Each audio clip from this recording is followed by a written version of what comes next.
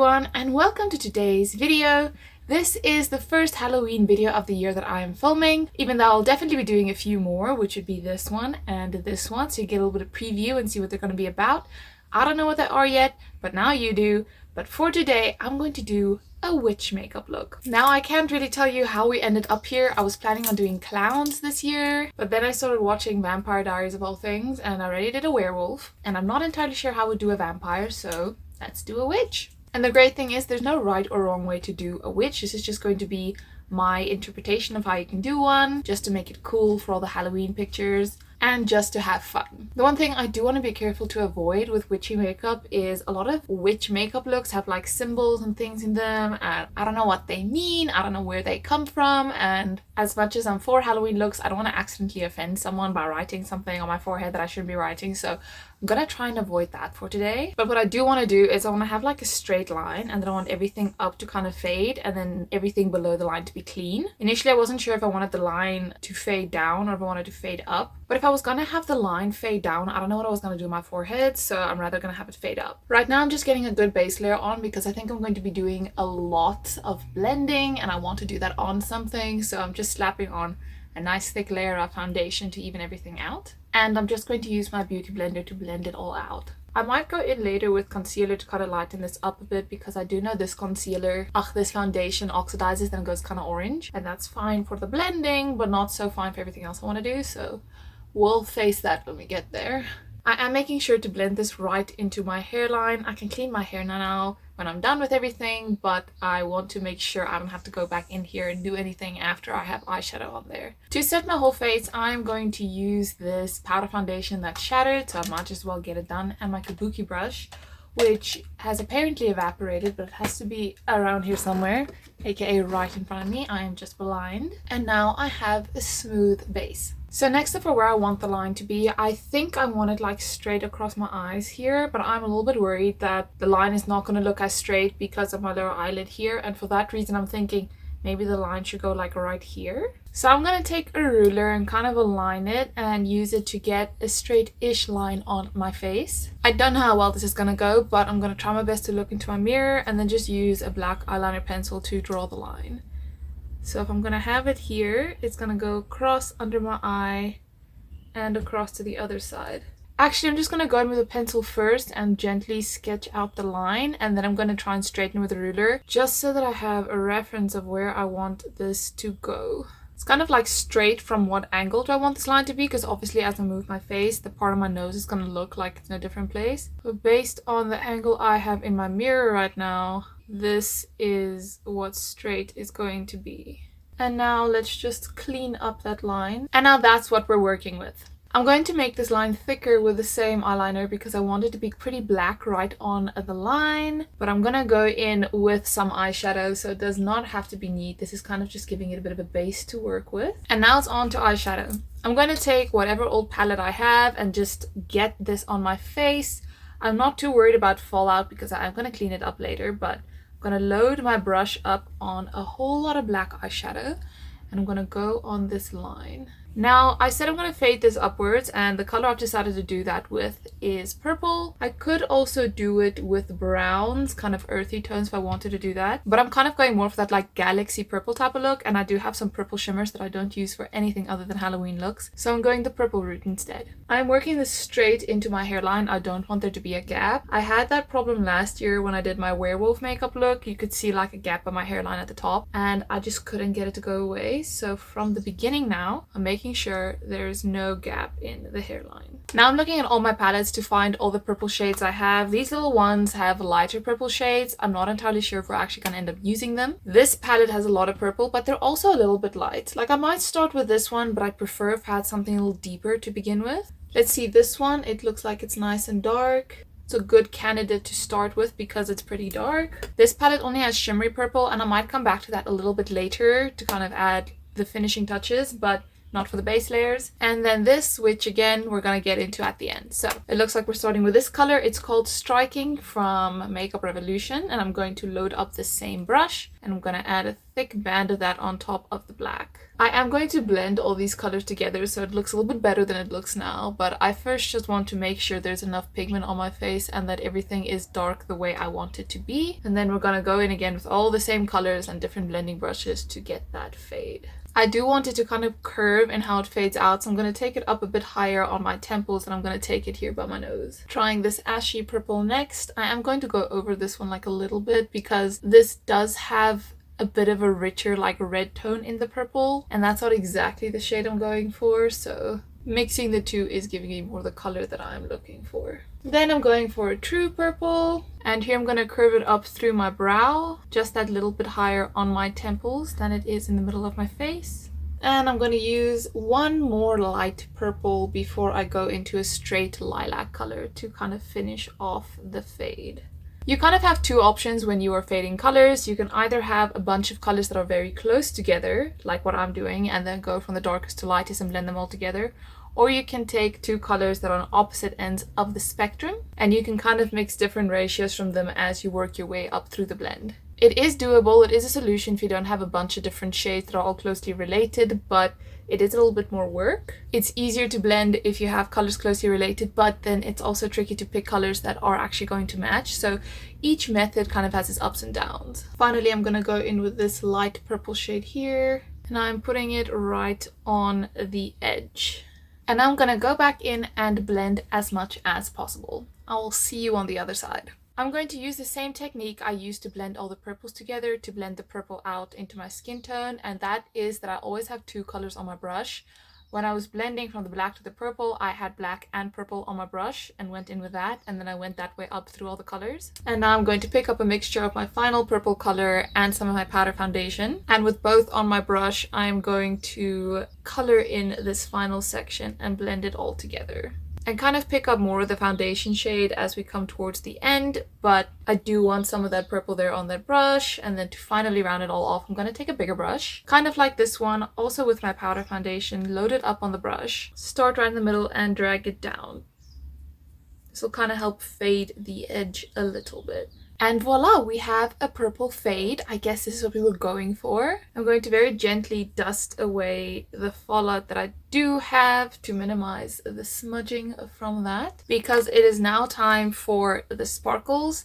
I do want this to have like a bit of a little gleam to it. As much as I like the way it is right now, I am pretty happy with the blend. I'm gonna go in with a black shimmer and use this as a topper. I'm really just gonna go over top everything I've already done just to add a shimmer without the shimmer taking away from the color. Because if I went in with a regular highlighter shimmer right now, yes, it would add a similar effect, but the highlighter color will lighten the purples and the blacks I already have on my face, and I don't want that. So with that being said, this step is entirely optional. I will admit it's kind of hard working around your eyebrows to kind of get everything in there because you're blending through your eyebrows. Initially I tried avoiding them because I knew I was going to go in and do them afterwards, but it actually does help just kind of getting the powder in there so they stop grabbing the powder, because especially when I was blending like up here, I'd have like little gaps because the powder would stick in my brows instead. So after I filled them in just with whatever I was doing, I could continue blending without them getting in the way. Alright then, we have a bit of a look going, but let's start finishing up the upper half. Of course, I'm going to tightline to get rid of the skin tone you can see in my eyes. So I'm coloring in my lower and my upper waterline with the same black eyeliner I used on my face earlier. Next, I'll be taking the blackest black I have and filling in my eyebrows with them. If a black eyeshadow doesn't work and they don't pop the way I want to, I might go in and do some eyeliner on my brows, just because I do want them to be visible. They are there, I didn't want to block them out, but I don't want them to look like they're kind of just lost in what's going on. So instead I'm going to commit and make them dark. And now, because in a Halloween look like this, there's a lot of blending and stuff where I don't necessarily need to be talking directly to you. Also, like now when I'm doing my brows, I told you what I'm going to do, and the rest of it you kind of just get to watch. That means when I'm editing, I either skip over the part where I'm doing my brows, or I mute and speed it up, and then you get to see me do it with some kind of background music, which then leaves me with the problem of having to choose spooky, appropriate Halloween background music for you to listen to while I do my Halloween makeup. The stressful thing about my brows right now is there's no wiping them off, redoing, restarting, or anything, because then I'd have to practically restart the whole look. So I kind of only have one shot to get them to work. Next, I'm going to go in with some big eyeliner because we're also going to do big lashes at the end. My neighbor is like right outside the window right now. getting into her car. I wonder what she's thinking. Now, because it's witchy makeup, I couldn't just do a plain wing, so I went with one that's a little bit more puppy dog than cat eye, and an extra one that's a little downturned. But now the problem is I need the same thing on the other side. We're just gonna have to pretend those two are the same, but I feel like I want to add something a little more, and I think I'm gonna add 2 curves by the nose.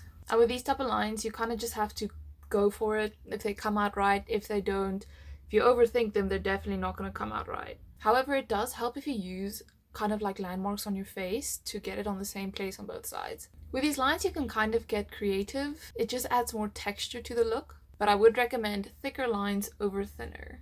Not only are they easier and look more intentional, they actually show up on the dark background you have. I think that's enough lines now. I had a little bit of fun doing that. And now we can move on to the lower half of the face. I want to clean up this line. So first, I'm gonna make sure there's no fallout sitting here that is waiting to smudge. Next, I'm going in with a makeup wipe and I'm going to clean up this edge using my nail. I'm not going to press too hard because while I do want to take off the eyeshadow to get a clean line, I don't want to necessarily take off the foundation I have. So I'm just gently taking off that top layer.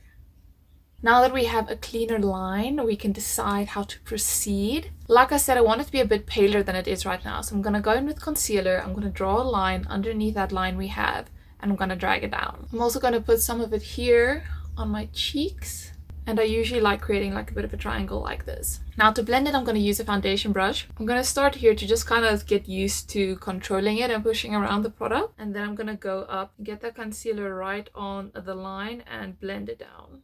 Now that that line is kind of safe, I can now go in with a beauty blender and just make sure everything is smooth. Just being very careful of not going over or touching that line. So I'm pressing it down and kind of bouncing it downward. So I'm kind of giving it a little drag down as I lift my hand. Now usually when I'm filming in my camera and I look at myself, but today I'm filming with my back camera, so I can't look and see what I look like while looking at the camera. So I'm looking at my mirrors all over and now I feel like I'm not looking into the camera at all. Now I'm just setting this again. Don't want this to budge. Now I'm going to contour because I want the lower part of my face to look a little, not quite undead, but a little less alive. So I'm going to take a more cool toned color and contour with that and kind of make myself look a little thin, so to say. So I'm gonna come out here from the ear and then go down like this. And because this is a Halloween look, you can be heavy-handed with the contour. I'm also going to make my chin quite prominent by contouring up the sides and around the bottom of it. I want the hollows next to my nose to be contoured as well, so I'm gonna go straight down here to the corners of my mouth and carefully blend that with the side of my nose. And I'm also very gently contouring what would have been my eye bags to just get my face to look a little hollower. But if you do too much, it's going to look like you have suntan, and that's not the vibe, so keep an eye on yourself to see what it looks like. I'm going to go in with the shimmer palette I was using earlier, and I'm going to pick up a bit of this grey shimmer. It does have some color to it, and I'm going to go over the contour with it because it'll give it a more ashy look, but it will kind of connect the bottom half to the shimmer we have going at the top, but like in a subtle way. I don't want it to be too much, I just want it to be there. Now obviously if you're going to make this a whole look and you're dressing up and you're going out, I'd recommend going down your neck and doing the same on your body, like on your chest if that's going to be showing, just so the whole look is cohesive and it doesn't stop right here. Now for blush, which I know, why are we doing blush?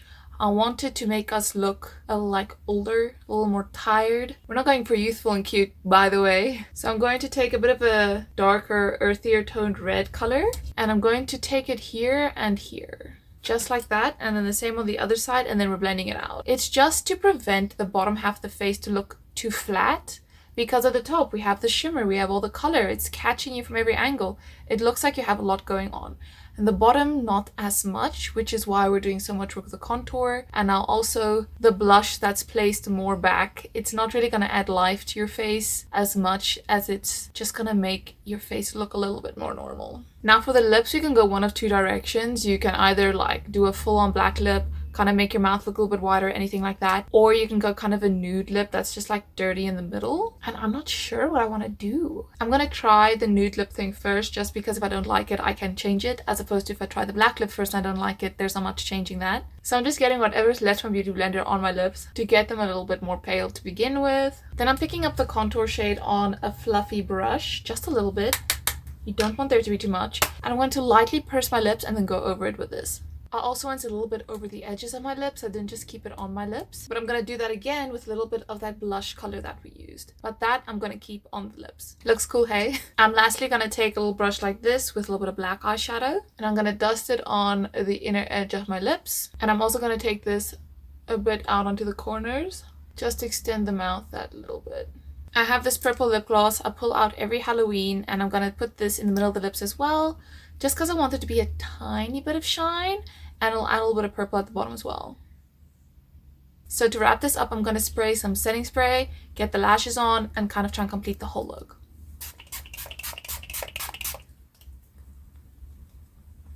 I don't know why, but every time it comes to actually putting on these big lashes, I'm like, aren't they maybe a bit too much? Should I maybe not do them? But this is definitely not a look where the big lashes are going to overwhelm it, so...